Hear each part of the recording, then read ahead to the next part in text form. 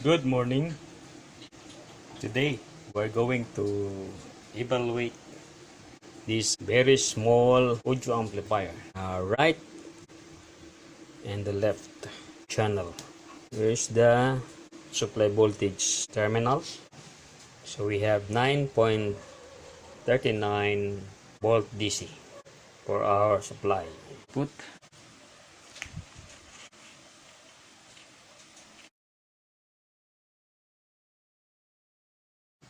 Now that all the connections of speakers, power supply, and the input jack hook up, we're going to play some of my videos from my channel. Let's check the quality of this tiny amplifier and two speakers. Let's check the sound quality.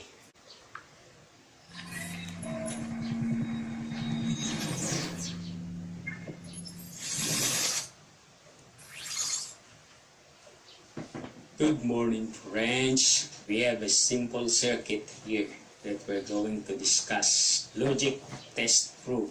It's the circuit. This one is the IC. We're going to check some IC. 9-volt battery indicator.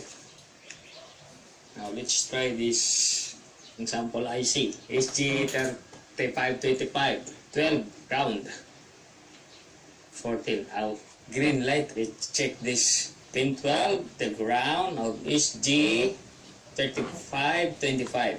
So this is the ground. Output is pin 14, output B. Let's try the output B. We don't have output. Let's check the other IC. Same number. Pin 14 is the out. We have an output. See, the green light indicate the output. The red light is our power source. This is the good one and the other one is bad. Logic test probe will help you distinguish the good IC from the bad IC.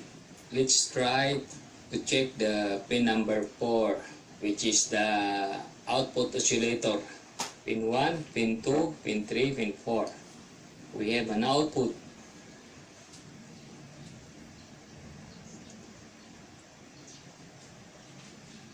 We don't have output.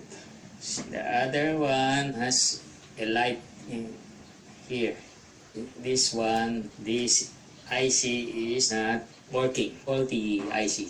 We have another IC, TL494. The ground pin is pin number 7.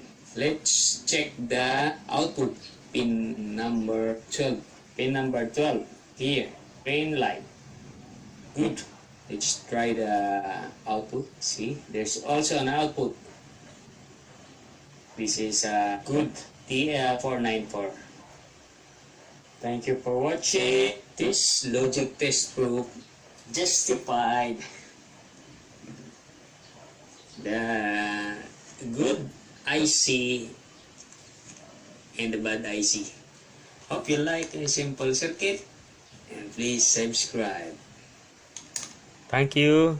So we justified that this tiny amplifier can drive the two speakers. So tiny but rock. Drop some here. Saying bye.